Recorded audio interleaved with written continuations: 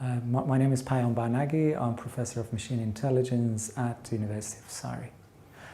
My work focuses on using AI and machine learning technologies and sensory data to help and support people living with dementia and their families.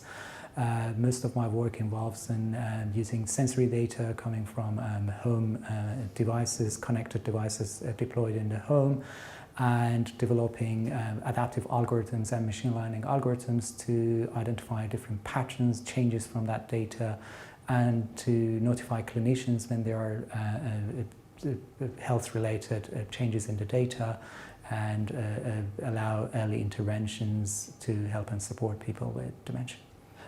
Currently we have something around over 150,000 people, close to 900,000 people living with dementia in the UK. By 2020 we will have something over 1 million people with dementia.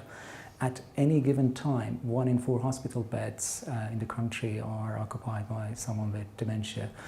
And there are some studies have shown, Alzheimer's Society did a study recently, and they concluded around 22% of these hospital admissions are due to preventable causes. Most of our work focuses on using data collected by different sensory devices we deploy in people's home, monitoring people's day-to-day activities, physiological data in a secure and privacy-aware way.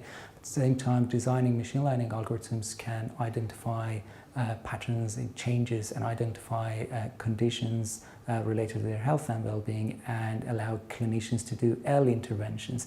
If we can intervene early in some of these cases, we can obviously improve people's quality of life, we can improve the quality of care they get, but at the same time we can reduce preventable hospital admissions and improve the care and support people they get.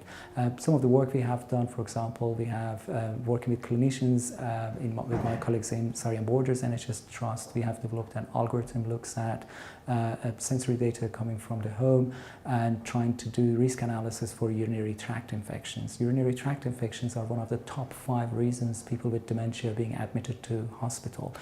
If we can detect the risk of someone having UTI, we can ask them to go and see their GP, they can do some tests and identify and verify the condition, and with an early intervention people can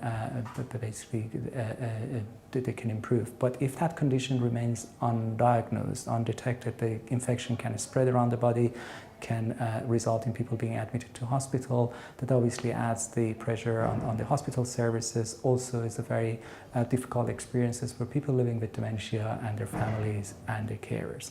Most of our work focuses on can we use data and machine learning in a safe, reliable and a secure way, and work with clinicians, with user groups to develop solutions can help clinicians to do early interventions, and also to enable clinicians, carers and patients to be able to have access to more effective data to make more informed decisions.